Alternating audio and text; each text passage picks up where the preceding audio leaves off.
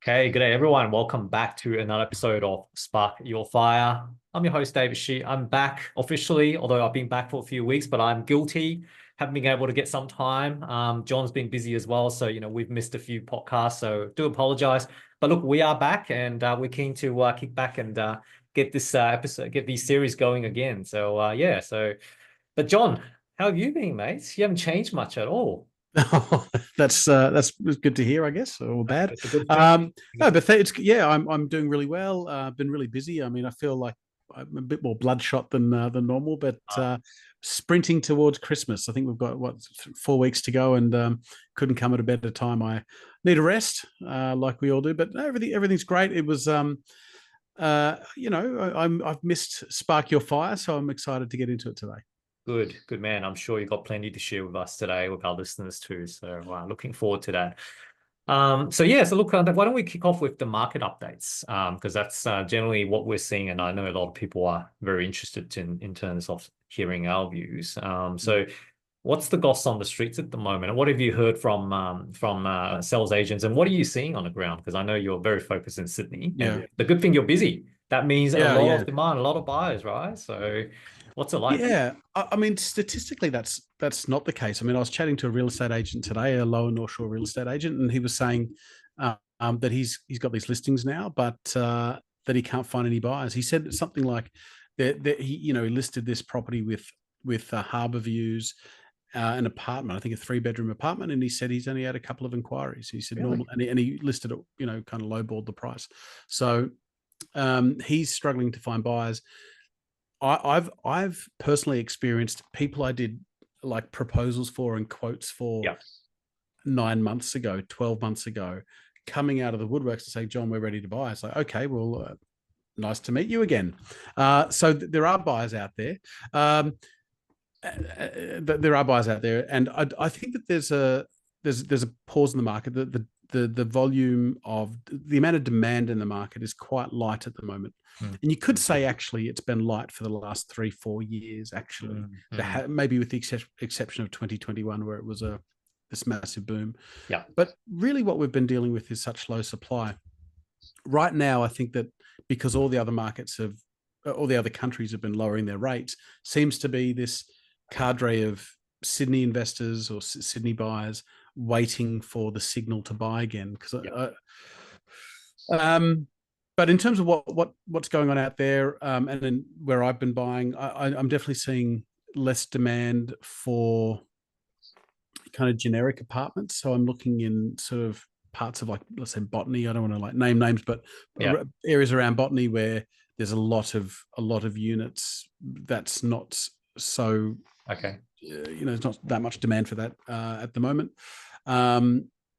The agents tell me that the houses have come off more than units, Hmm. which is also interesting. And what I've also seen is where the old red brick 70s, 60s and 70s apartments are doing really, really well. That's right. Newer apartments aren't doing so well. Yeah. But that houses have probably come off a little bit. Now, anecdotally, I've heard anything up to 10%, but statistically, like, the market's come off about like 0.5%, if anything. Mhm. But I think what we're hearing on the ground is that it has been a little bit sharper than that. Probably mainly due to the stock on market. Like, Yeah, there's a lot more stock. I think it was like another 30% higher than the average that generally in the last couple of years, basically. So there's a yeah, lot more stock to be able to be chosen from, right? So yeah, which but has still made, low. I mean, It's yeah, it's still low. It's still low in comparison, but Yeah, we're not gonna. And I think. And are you agreeing that? Are you agreeing that it's mostly the stock available at the moment are like B grades? They're not A grades. The A grades come out would still get fetched fairly quickly, but yeah. and it's the B and the C grades that's kind of like just sitting around and then not getting much offers because they obviously had defects or not as good as the ones on the main roads, for example, the ones with very little block of land, the ones that needs a lot of work to be done. Mm, That's the type that I see at the moment. That's been sitting on market for a long time. yep, 100%, hundred Yeah, percent. And I think people are, turned off by the usual things. High strata is a big turn true, off at the moment. true. That said, where I bought a couple of properties ago, I bought in Earlwood, which is sort of part of that southwest corridor, which is sort of where the Bankstown area meets the St George area, and it's busy. That was busy. Busy, eh? Yeah. So And that those was markets picked up a lot. unit No, that was a house. There house. were Okay. houses. Yeah. House. Yeah. So Mm. it's a bit of a mixed bag. I mean, if I had to sort of do a final sort of wrap up, I'd say the north and east are probably down a bit. I think the south is off as well a little bit.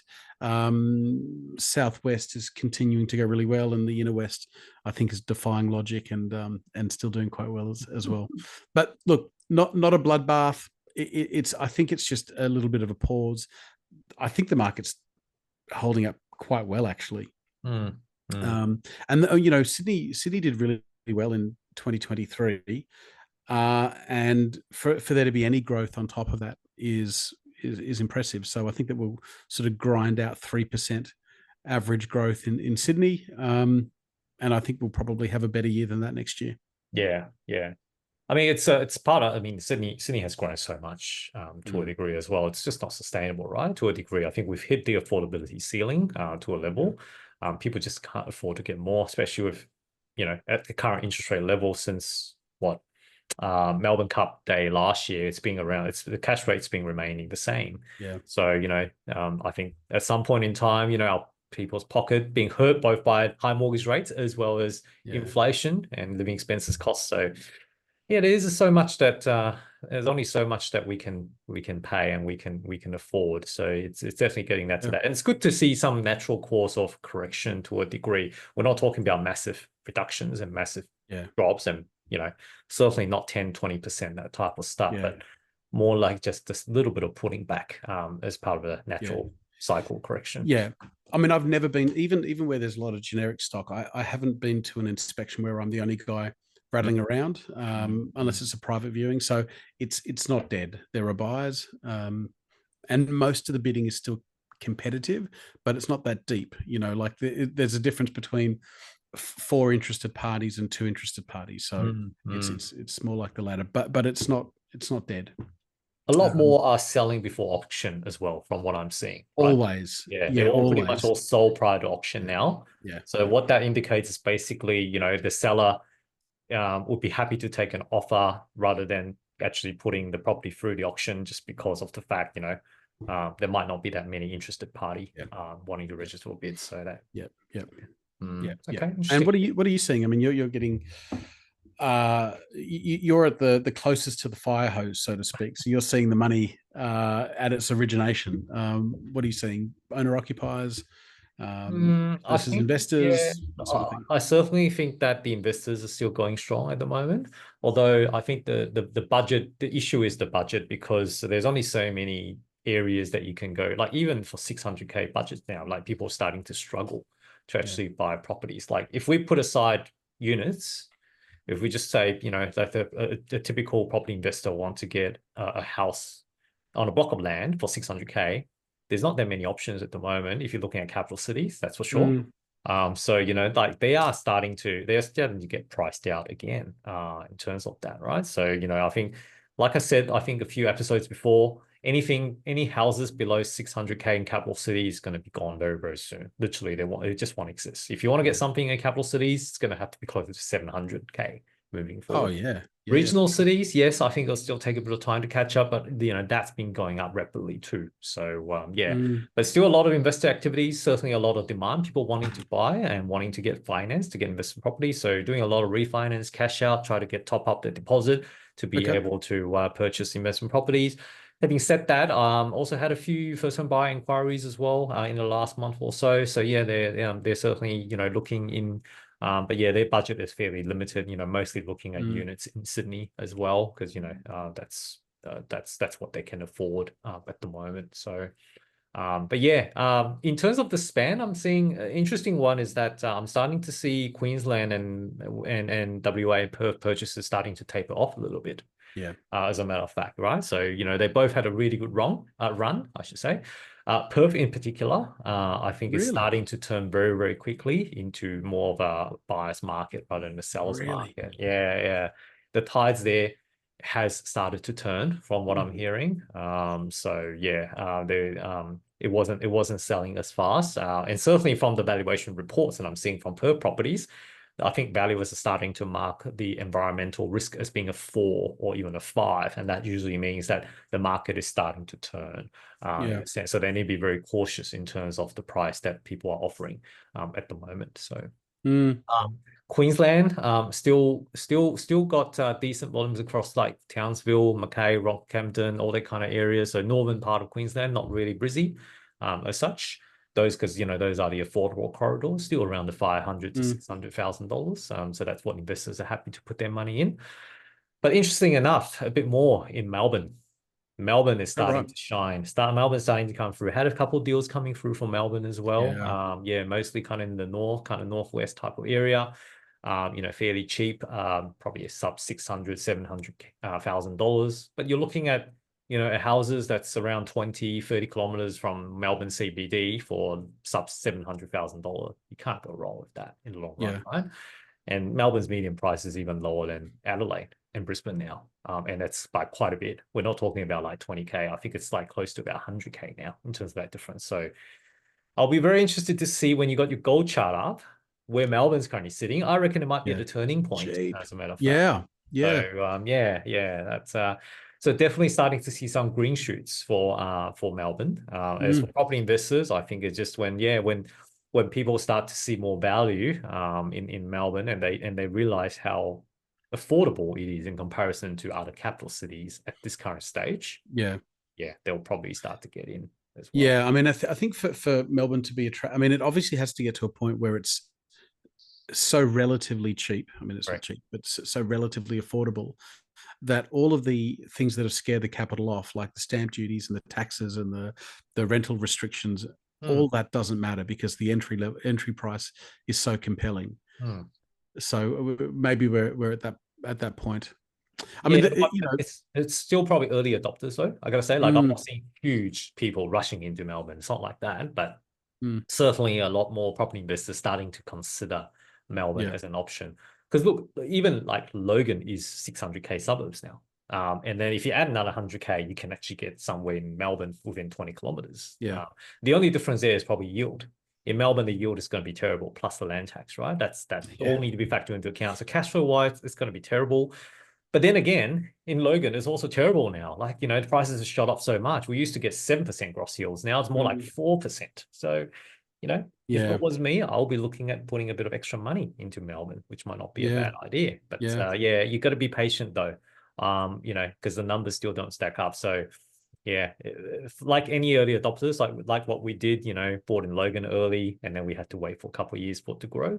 Probably going to be similar to in Melbourne. So that was very interesting. Can I ask a question we haven't discussed prior to the podcast? The big news since we last spoke was actually the US election, which would have been I think 2 weeks ago now, 3 weeks ago now. Trump's back. So what do you think this means for the economy writ large, or maybe the Australian property market in particular? What if anything do you think that will influence the Australian property market? Trump 2.0, which means I think in general, from what I'm reading, it just means the rates are going to be higher for longer. There's a lot of volatility potentially. So it means basically, I mean, my opinion, that is, and again, I'm no expert in this. I'll throw the ball back to you a bit later, because I'm sure you probably have a lot better opinion than me in this instance. But it probably means that the RBA is going to delay dropping the rates potentially a bit longer, especially with all the US tariff. If that gets in place, I mean, the US economy and the global economy is going to get a big shock. All that tariff that's going to come from China, they're imposing to put like 60% or 70% tariff from everything that China imports, right? So that's just going to kill the demand to a level. So, kill the supply, not demand. So, potentially higher for longer. And, whilst US has started a rate cutting cycle before the election, I'm not sure whether they will continue to ease as quickly as they originally wanted to, due to the volatility, uncertainty, which then has an impact to us because RBA has been hold still and been holding fire for quite a while now. But what I think it might gets us into 2025 is that it's going to take the rate drop is going to take a longer to come down, and the magnitude is going to be smaller as well. So Yeah. previously, you know, might be expecting going back down to around the mid threes now. So as in low threes now might be more like mid threes or even a bit of luck, low threes. Mm. So how's that going to impact the property market? It's a bit difficult to tell, but, you know, I think using interest rate as a bit of a lever for demand, if they don't drop as much, then obviously it's not, you know, we're not going to be expecting a boom or anything like that. So expect higher for longer. It's good for commodities though, good for shares and good for other side of things in the short run. But yeah, I think property side of things, not so good for landlords because especially with big mortgages, might have to hold out a bit longer. But yeah. The interest rate thing is interesting because he does want to get more involved in interest rate decisions, and you know, anytime the political class, like he does. I mean, I'm not so naive to think that the Fed isn't already political, but you know, any explicit influence on the Fed, I don't like that. But so I don't think he should get involved. But that said, what I find interesting is that Elon Musk, Vivek Ramaswamy, yes, Department of Government Efficiency, the Doge, and I think that Elon Musk has got his eye on the $35 trillion worth of US debt. If he can tackle that, that'll be highly deflationary. Okay. And so interest rates would be coming down. And so if they do what they say they'll do, and they, you know, this is the time that they fix what is probably the biggest problem on the planet at the moment is the debt. If they can tackle that, then rates will come down. Yes. So it's hard to know what will happen. I mean, the other thing that Donald Trump was on the Patrick Bet-David podcast. It's one of the bigger US podcasts. And Patrick Bet-David, PBD, put a chart up of interest rates over the last 30 years. And he said, you know, over Obama, the rates came down. And then at the minute Trump won the election in 2016, rates started going up. And what they were hinting at is that the decision to start putting rates up in 2016 was a political decision, not an economic decision. So hard to know if that's right. But you know, these are political decisions to some degree. If that happens again, they might put rates up. I mean, Trump doesn't have a lot of institutional friends, so maybe. But I believe Chairman Powell is a Republican, so he's from that tribe. So yeah, look, and this is all speculation, but so maybe there could be some institutional hostility to Trump, and they might want rates to go up. But if they cut government spending, rates will come down. With all of that said, crypto has been the big winner, I think. Yes, absolutely. And yours truly sold all of his very small crypto holdings 2 weeks before the election. So doesn't this guy feel like an idiot? So don't take any financial advice from me. Love you had that caveat on. Yes. Gosh. Anyway. Okay. But what do you think? What do you think it's going to? How is it going to impact the Australian property market, John? What do you reckon? Well, if they really go in with the sledgehammer to the debt, rates will come down, and I think he will try to talk rates down. Now, if rates go, and obviously he can only influence the US. If rates come down, that'll be additional pressure on Australia to do the same. Australia is already under pressure to reduce rates because we're kind of holding out, and the kind of pennies drop around us, and we're still there with our rates where they are. So I still think February, March at the latest, rates will have to come down, but they probably won't come down anywhere near as much as we would like them to meaningfully spur on the property market, other than via confidence. So, but I think that we're going to go through a period of like economic growth. I don't think that necessarily means property growth, but I think that we're going to go through a period of deregulation and growth globally, and then how Australia responds, I think, is going to be very important. But I think that the tide is going towards a kind of a centre right ethos. I think there's going to be some deregulation, and then that will change as well a bit later. Okay. Yeah, right. I think Michelle Bullock wants stagflation overall, isn't it? Basically, to keep that inflation under control in about 2 to 3% band. But even upon their projections so far, like on the current trajectory, the trim inflation is still nowhere near within the 2 to 3% band. It's still above that. So I think they're forecasting till 2026 now that it will be in band right now. So we'll see. Yeah, we'll see. They're still holding up. Obviously, they got to write this in their report, but they actually do.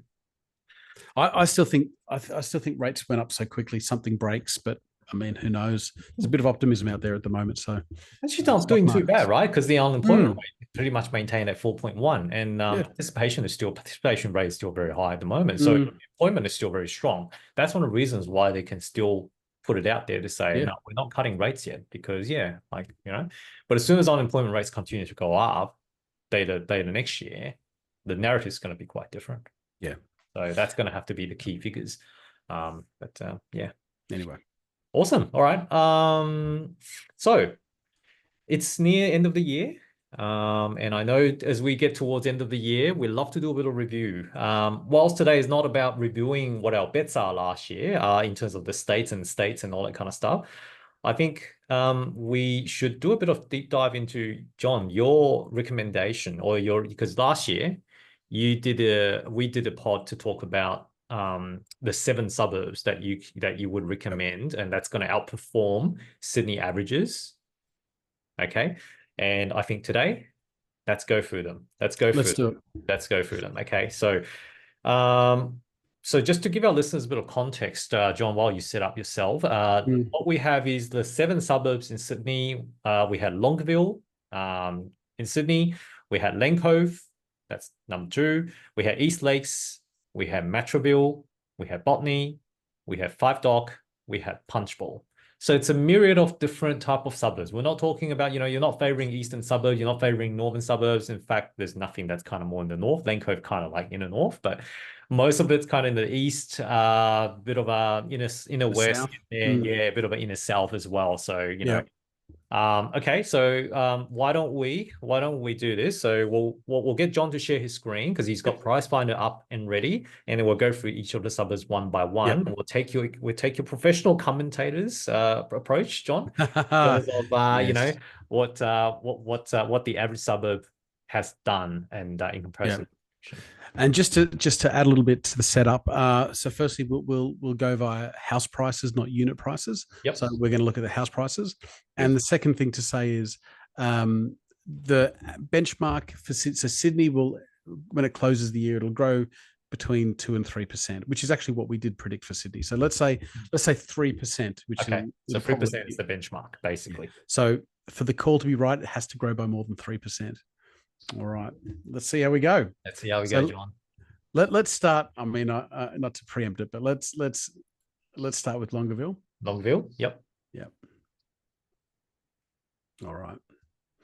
So, I was saying this time last year that Longville is the only place you can get bona fide harbour views, waterfront properties and I think the median price was 5 or 6 million back then.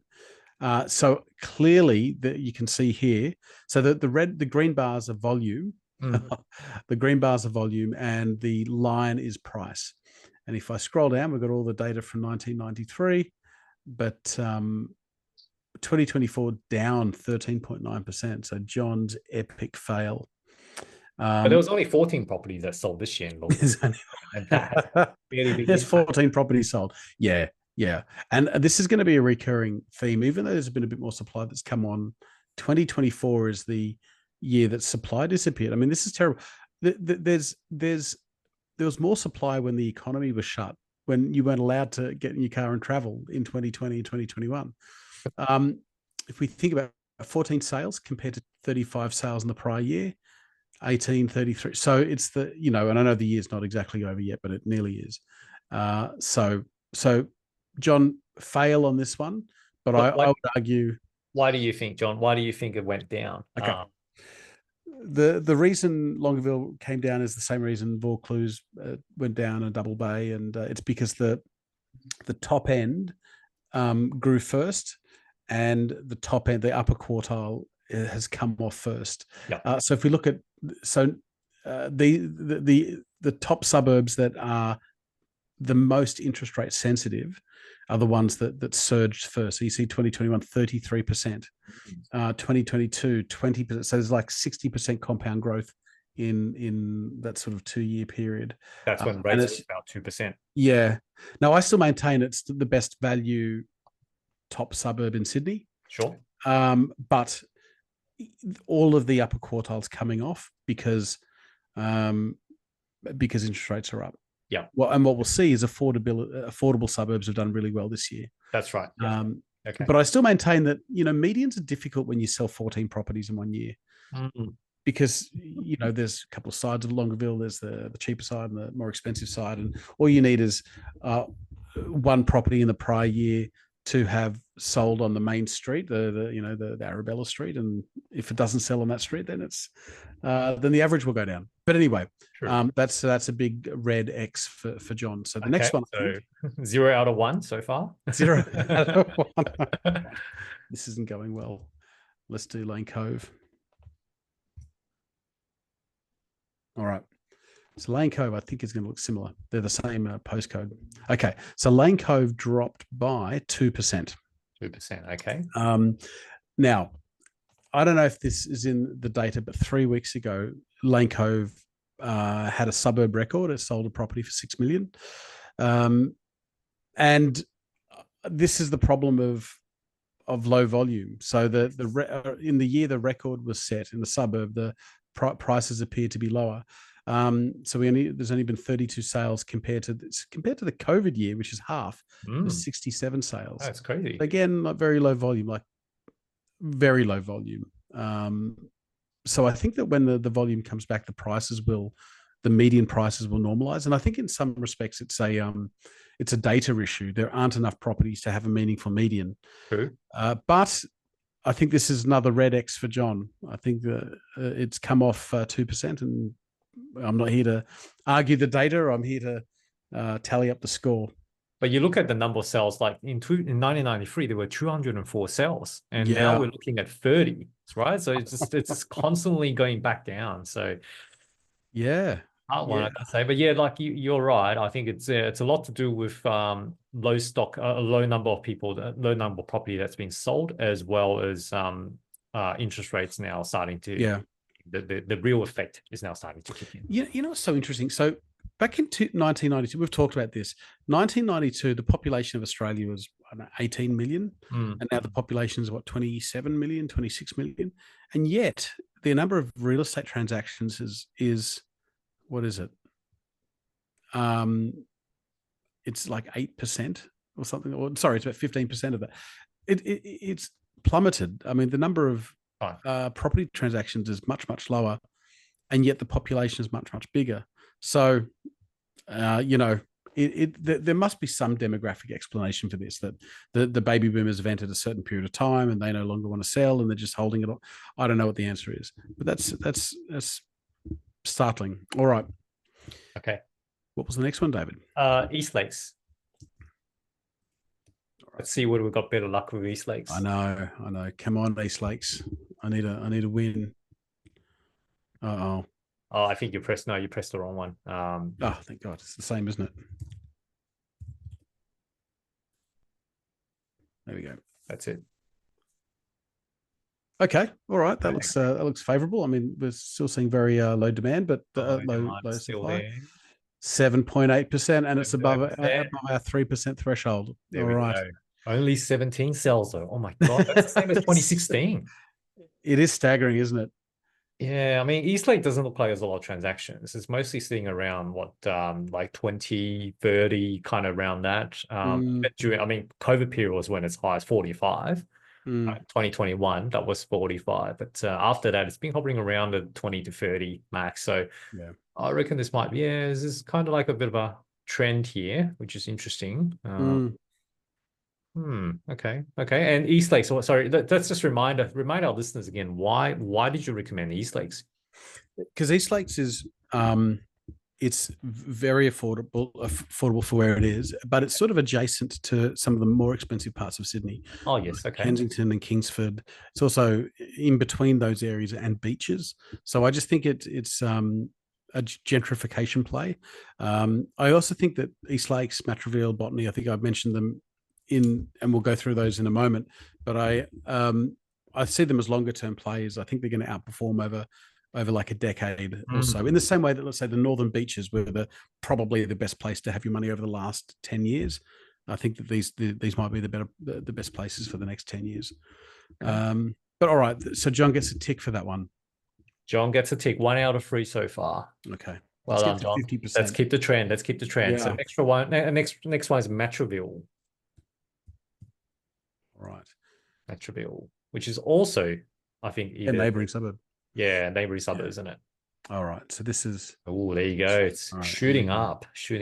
This is the 8.5%. ugly duckling suburbs, basically. Yeah. I mean, the big call was what I should have got right was it was going to revert back to affordability in 2024. But 8.5%, it's pretty good. It's pretty good. I mean, we've got a median of nearly 2.8 million. Yeah. The number sales are still lower than the prior years, though. I mean, you look at last year, there were 82, whereas this year is only 40. So it's literally half of that. So yeah, okay. Yeah. So that's interesting. And finally, I think it was Botany, because I think there's a bit of a trifecta of those areas. Right. Yes. All right. Ooh, very close. Bugger under 3%. So that's a red cross. Same as 2023 so far at the time of this podcast. So yeah. Hasn't I'm grown. surprised to hear it. I'm surprised to see that. And actually the volume is decent. I mean, it's decent. Yeah, 49 transactions at $1.95 million. Yeah. Wow. Okay. There you go. Year's not over yet, but okay, so that's a red. So I'm 3 crosses. You're 2 out of 5 so far. Yep, 2 out of 5. Okay. So there's 2 to go. So it's 5 dock and 5 dock and punch bowl. All right, I'm feeling good about these. I think it's so 5 dock. Might just get a 4 out of 7, John. All right. And it's the expensive suburbs that's dragging you down. Ooh, yeah. Okay, this one's not good. This one's good. All right, 6.8%. Yep. Winners are grinners. Yeah. So that's 5 dock is going to continue to do well. There's a lot of infrastructure going in. There was a big apartment, like a massive block, sold to developers, I think, or about to be sold around Parramatta Road around there, and Metro's coming through. So I can't imagine that this would have. Yep, I think it's the only pick that you had in the inner west. Correct. And that was probably a mistake too. I think there's a lot to say for the inner west that I didn't pick up. I was positive about the Matraville kind of and surrounds areas. I just think that they were kind of underexploited, and I still think that. I still think that. All right. Last one's Punch Bowl. Punch Bowl. This one should be okay. This one's an affordable suburb. Yeah. So I grouped these in with Punch Bowl, Wiley Park, Lakemba, which I think, okay, that is huge. So green shoots up. I think 15.4%. This is huge. I mean, this is huge. This is in anticipation of the metro coming on board. Yep. And these areas are getting massive rejuvenations. Now, the train stations are actually out of commission for a year while they finish up the metro, but it'll be back in about 12 months from now. Yeah, I think so. Yeah. So I think Punch Bowl, Wiley Park, all that's going to benefit from the metro, isn't it? Which is why the price is continuously to be rising at the moment. Yeah, let's have a look. Oh, geez, look at that. Yeah, Wiley Park 18.2%. So very similar type of trend, isn't it? Lakemba, maybe Belmore as well, but that whole corridor. What's Lakemba similar. Yep, 22.4%. Yeah, so it's all kind of around that. Yeah, amazing. Okay, Belmore. One more, just to, I guess, confirm the thesis. 13.5. Yeah, that's got to be the best part. So there you go. So what was it? 4 out of 7. 4 out of 7, John. Well done. You've passed. One of them was 0. One of them wasn't One of them was a 0, so it's kind of like the same. So, but basically that didn't exceed the 3% average rating. So. Yeah, look, there are red crosses. A red cross. I would say that one of the red crosses also had a suburb record. That you never know if it's in these numbers because that was only a couple of weeks ago. Mm-hmm. But it's a fun exercise, though, isn't it? And it forces you to put your thinking cap on and have a think about how the deck shuffles during the year and what the economic drivers are. So without giving away too much, would you Mm. recommend these 7 as something to look forward to in 2025? Would you still say they're going to continue to outperform, or are there any players that you could potentially wanting to remove from the deck? So I would, yeah. I mean, my top 7, I'm not sure, but I would. I have no problem including them again. I think that maybe some of the I would go lighter on the inner south, Okay. the Botany, Matraville. I think I'd have one in there to represent those suburbs. Let's say Matraville or something. I probably also wouldn't go for a suburb with such low volume as Longueville, even though I believe significantly in the Longueville story. So I think that story remains the same, but it's probably too limited for a guessing competition on medium prices. But the only one that surprised me was Lane Cove. I thought Lane Cove would have.